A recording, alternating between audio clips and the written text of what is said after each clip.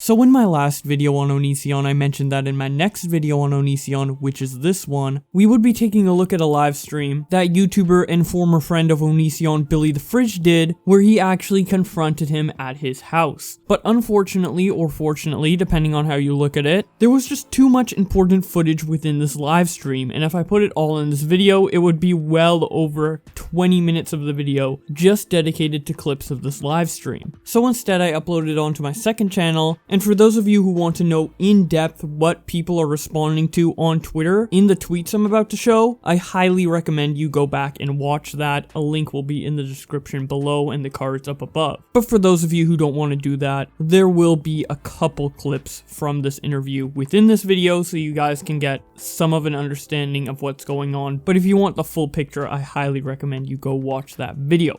Either way, starting off with the first reaction, Repzilla says, "What Billy the Fridge just did on his live stream was incredibly disappointing. It was a huge letdown to the community. If you can't have the proper respect and understanding for the situation and those involved, then don't attempt an interview. You gave Onision full support," shaking my head. Big Money says, "Don't give Billy shit for doing this. He's doing a great job by keeping Greg talking. If you say he's sucking up to Greg, he is. But he has to. You can't expect Billy to give Greg shit on camera. Greg won't have that. This whole conversation is a farce, and I appreciate Billy." Now after the interview with Onision, Billy's friend is giving him shit for being too soft.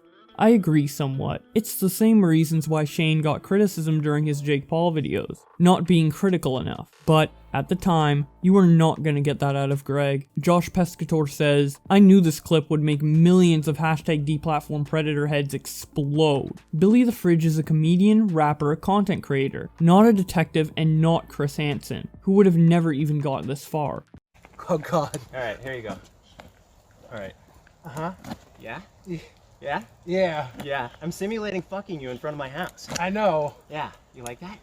I mean, You like that, you little bitch? Huh? did this chat Yeah? like it? No. God Yeah. No. damn it. No. Yeah. It's let's turn around. unanimously Let's poor. turn around. There you go. Oh, fuck. Your fucking tits. You're such fucking perfect tits, bitch. Oh, fuck. Oh. Is that fun?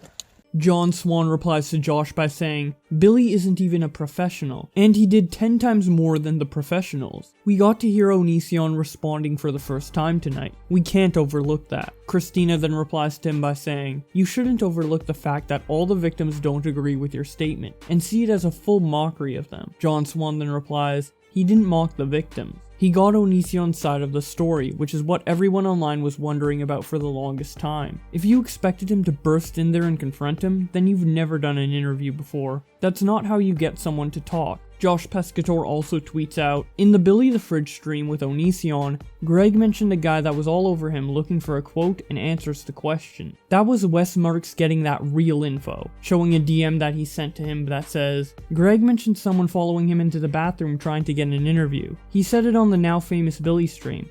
Was that you?" He then replies, "Yep, it was me." Wes then responds to Josh's tweet by saying, "He made it sound a little more dramatic than it actually was when he tells the story though." Josh also tweets out, "To those who say Billy the Fridge didn't do an awesome job getting Onision to talk, check this out. Do you think there would be anyone else that Greg would be comfortable enough to say this offensive and disrespectful statement? I wonder what Chris Hansen and Mike thinks. Lol." Okay, so a message to everybody who is, not 18. You're not as hot as you think you are. You're actually fucking unbearable, okay? Your vaginas are, like, not special. They're not interesting. And the things you offer is basically nothing because you're jobless. You know very little about the world. And 30-year-olds are far more attractive than you are or have ever been. So stop thinking that, oh, I have candy fucking tits, everybody wants to fuck me. Dude, a fucking 25-year-old is 1,000 times more attractive because you know whether or not they're all fucked up in the head or not because you look at the last 7 years of their life and where they've come. I get that, Like, and I agree. why do 17-year-olds, 18, 19-year-olds think that they're hot shit? They're not. I get that. It's the agree. dumbest shit ever. The question, And they're though, like, is- everybody wants to fuck me. The Yeah. question though No. is if you groomed anyone. No. How long? I mean, here's the thing. When I'm nice to you, Yeah. and then if I fuck you, you could say that's grooming, but we're both adults. Yeah. How long did it take you to figure out 17 and 18-year-old pussy wasn't shit? Because you went through a lot of them, right? 17, 18-year-old pussies before you stopped? The person I'm married to, we got That was together it? when they were 17. Okay. Yeah, and now they're 25. Definitely like 25 is. You like, gotta realize that's the age the to start with now, right? storyline. The storyline is targeting, right? Yeah. Because we like to ignore all the mid 20-year-olds that I've dated, right? I'm just targeting two people that were 17 and a half, right? One of them I first started talking to November 2010. Yeah. November 2010. They say to Madison DeCambra, they say, "Oh, I was 16." Bitch, look at your birthday. Your birthday, you were 17 and a half. And in my state, 16 is legal, and I was like, 25 or something like that. So it's like a situation where you have somebody who, in your opinion, looks 20, 21, 22, and they're pursuing you hard, and they happen to be a Canadian pop star. So did I get with a Canadian pop star and have a 9, 10 month, something like that relationship where I broke up with them 7 times and I had to call the cops on them twice and they got hauled away by the cops the second time, and then they later on act like I'm the crazy one? They literally threatened to kill themselves and make it look like I did it, yet that's who you're going to baseline your whole story on. Josh Pescator continues by saying, if people were listening to what Billy was saying instead of trying to ask the same questions every person on social media has asked for 5 years, grooming over and over again is boring and gets no info. Billy has been with Greg during these situations and says it here. If I had any proof that you were a pedophile, I would go to the police. Yeah. Before Chris Hansen Absolutely. or anybody. If anyone has a proof like that, you would expect them to. Yeah. And then unless, of course, it all gets conveniently deleted. Weird how that happens. I always wanted to wait for proof. I never saw it firsthand. And when Sarah came out and said that, you had fucked her the entire time, you had said things like, that's just a friend, and when she said differently, it made me. What do you mean the rethink entire everything. time I said that's just a friend? You mean before she was whenever people almost 19? Well, yeah, before that, definitely. Because like people online would accuse you of things with her when she was 16, 17. Yeah. They'd accuse, and Yeah. I always went by what you had said and what that's she why- had said as her just being a friend that lived there, right? And then there was no sexual relation between you guys. Yeah. And there wasn't, as far as I knew, up until Sarah said otherwise. Right. So I don't know. Like the entire time, if I would have known a damn thing about you being a pedophile or anything like that. So an 18 and a half year old says to you, with all this stuff, having lived with you for so long, I could ruin your life if I wanted to. They say that to you. And then later on, they decide to say, when you say, hey, I want to do an NDA, they say, only if I get what I want. And they've been repeatedly pushing and pushing and pushing and pushing to do things with other parties. So you get a situation of sexual extortion there, and then you hit the NDA, which you can't talk about if you're a person who actually wants to have any credibility in court.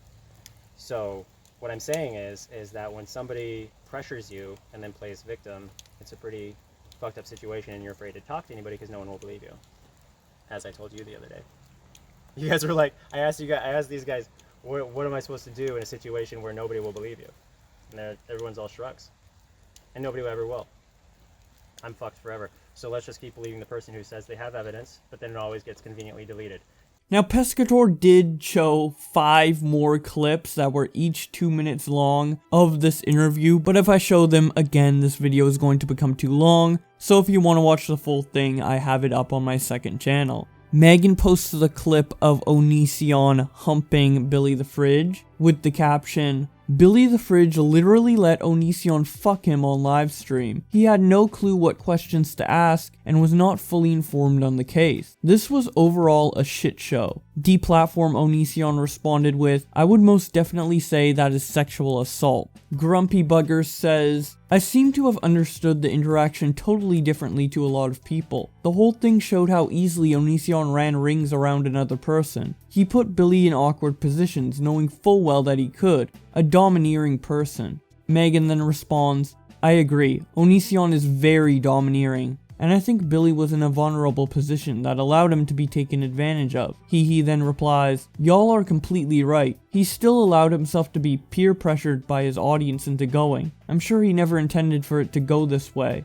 but he should have known what he was getting himself into, all things considered. Aquila responds to the clip by saying, Jesus Christ, what is wrong with Onision? Not defending Billy, but God, you can tell how uncomfortable he is. Why didn't Billy's friends say or do anything? NOH1 replies, once they got into the car, Joe was like, I would have put him in the woods. They were all about yelling at him after the fact. Joe was called out for letting him hug him, and he shut up. Aquila then replies, Joe seems like he loves to flip sides to cause the most conflict. What a shit friend. He's just as much a coward, if not more so. Ferry and Mullins responds to the clip by saying, this made me deeply uncomfortable because I know he talks like that during actual sex and like, James trying to dom makes my vagina disgusted. NOH1 responds directly to the clip by saying, he literally mounted him on his live stream to show dominance. Like a goddamn Yorkie. That's the kind of person we are dealing with. Daniel James says,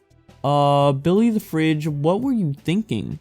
Cringe. Okay, I feel bad for Billy. He is genuinely a nice guy. The aftermath is brutal for him, but he handled it so bad. Not just the chat with Onision, but the response to the trolls and critic. But I'm not gonna drag the guy any further. It would be cool if he came out with a cool head. Billy the Fridge himself then responded to the entire situation by saying, I'm sorry if today's stream felt disrespectful. I didn't plan this today. It was uncomfortable at times. I don't think confrontation was the right way to play it tonight, and civility might reap the best results. If you think otherwise, I truly wish you were there instead of me. People did not take kindly to Billy the Fridge's response, and it garnered tweets such as this one that says, I'm glad Billy the Fridge will never have kids. He might be friendly in the future to the man who grooms them for some shekels on stream. Now this was a pretty bad comment, but it got dialed up to 11 when people started going out of their way to make false sexual assault claims about Billy the Fridge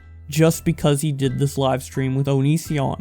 ASAP tweets out, hey, Billy the Fridge, would you care to explain this? Showing a message that says, last night Billy got too drunk to drive home, and he ended up being that straggler guest at the house party who won't leave. He spent his time trying to molest some drunk girl who had passed out on the couch. I'm afraid of what would have happened if this girl's friend wasn't there to laugh nervously and repeatedly push Billy away. I guess Greg taught him about consent. Billy the Fridge then responds to this by saying, it was an IRL live stream. I had one shot of vodka poured by the girl on the couch. She went to sleep because she had work in the morning. The worst thing I did to her was keep her awake. Scrimzock responds to this by saying, would you care to not make something like this public without confirmation anything actually happened? Unless of course you were the one that made that disgusting lie up, which is very likely.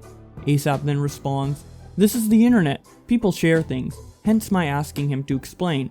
I'm not your underwear. Ricky Berwick then responds by saying this. Here, let me wipe up your fucking makeup. Can you see better? Reese responds to her by saying, I don't like Billy, but how is this proof of anything? Is this you saying this? Was this sent to you? Who is the victim? Billy then responds, there is no victim.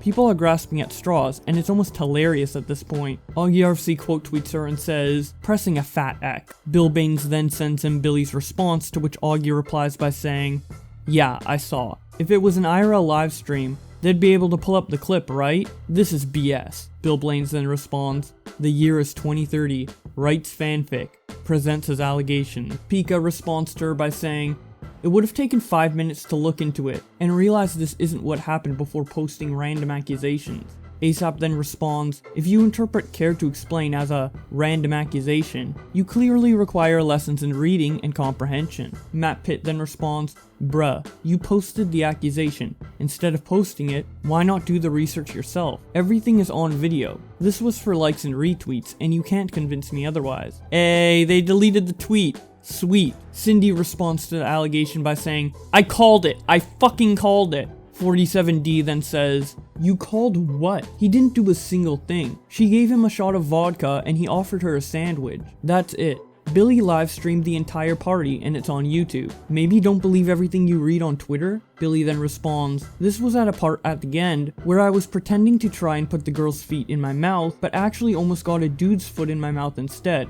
Full disclosure, lol. Cindy then responds to him by saying, I called that sooner or later this bullshit would happen. Whether you're innocent or not isn't for me to decide. Having seen what RSN did to get out of similar situation, I prefer to sit back and take a neutral side until more developments arise. Justin Wang quote tweets ASAP's response where she says that care to explain doesn't mean random accusation by saying, "This chick posts a screenshot accusing Billy the Fridge of attempted rape. Then when the claims are debunked by looking at his stream, pretends care to explain doesn't have an accusatory connotation." Gary O Gaming then posts some tweets from Mikeinator with the caption, "Y'all smell that? Think that's hypocrisy. Also, James?" These tweets from Mikeinator say, "I've seen rumblings of unfounded allegations of sexual assault against Billy the Fridge, coming right after his interview. They are being made without evidence, and by the same people who have been harassing me for months. If you weaponize sexual assault allegations, you are no better than James. This is part of why I'm moving away from this topic for a while.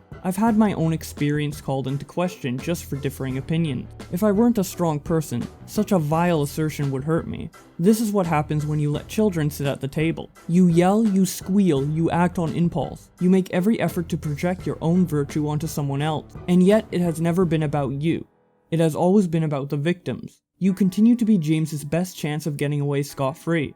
Grow up." Then he also shows a tweet from Mikeinator that responds to someone called Horror Pillow, where he says, "I love pointing out hypocrisy. The best way to avoid such encounters for people to check their entitlement, and not comment in the first place. Comes with the territory." Puffy responded to this by saying, "Okay, but what about the Billy the Fridge allegations? Y'all are just ignoring that, and I wanna know, lol." The Fox responds to her by saying, "The live stream was terrible. He was being creepily inappropriate. If the person herself wanted to charge him for sexual assault, I wouldn't blame. It's up to her to decide if Billy's behavior was acceptable or not." Puffy then responds, "Yeah, I watched parts of it, and it was creepy. He didn't do anything illegal, but still creepy. And you can tell the girl's friend was really uncomfortable too." Fox replies, "Exactly. Creepy isn't necessarily a criminal charge, but if more stories start coming out about Billy and his jokes, I'm gonna be sick." Billy then responds, "We were all friends and playing it up for the camera, guys. It was jokes. They all woke up the next morning and rewatched it together and laughed." Fox then replies, "Would you mind tagging the girls involved, please? I want to know if they are okay in retrospect. If they are okay with the jokes. I think everyone will back off." Billy then replies, "I shouldn't have to. I shouldn't jump to speculation like this. But fuck it. Follow her on Twitch." Showing tweets from the girl in question, called Basically Emily, which she replies to some of the accusations by saying, "My lord, I can't even believe this needs to be said. Billy is a great guy. I've known him for over 10 years. He did not and would not ever do anything to the girl on the couch. We watched the stream this morning and laughed about it. She's absolutely fine. This is ridiculous. Billy, you are one of the most wonderful and caring people I know. Just had to remind you with all this nonsense happening.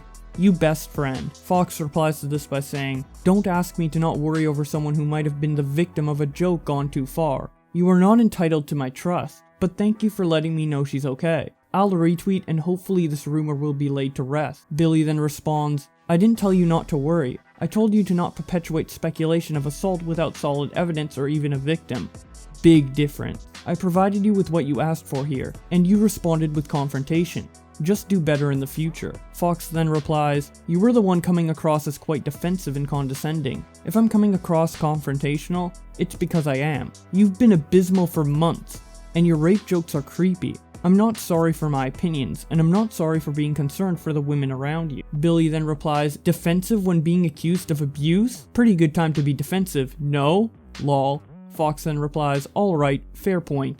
I would be mad too if strangers were accusing me of assaulting my friends, but I felt your specific response was disrespectful. My intention really isn't to stir up trouble to you, but I just want to make sure if victims do exist, they feel safe enough to talk. I'm not saying you factually victimized anyone. What I mean is for all people of any abuse." So that's about it for the important tweets, but I do want to leave you with one bonus tweet that I found was really funny. Fippy Flop refers to the Billy the Fridge situation by tweeting at AugieRFC, Tommy C, and Dead on Dave, saying that the definition of molest isn't always sexual, showing that indeed the secondary definition of molest means to pester or harass someone in an aggressive or persistent manner. Which is just like, if people genuinely mean molest in a harassing way, they are going to say harassment. The word molest is very, very ingrained with rape and sexual assault, There is no way that someone in 2020 is going to say molest and not mean one of those two things. Either way, that's about it for all the drama with Billy the Fridge and Onision. I did say recently in a video that I would be keeping you guys all up to date with the Onision news, but it just goes by so fast, and I really don't have the time to edit a bunch of videos on Onision while also covering other things that I'm interested in. But someone who is covering Onision very frequently is my friend Augie RFC. He's been doing almost daily videos on Onision. Whenever something juicy comes out regarding him, he talks about it right away. So I highly recommend going to subscribe to his channel if you want to see more Onision news. If you want to see Onision as well as some other things on my channel, be sure to subscribe to me as well. Follow my Twitter to keep up to date with everything that is going on. And thank you so much to my channel members for supporting the channel. With all that being said, subscribe to Augie RFC. and I will see you in another video.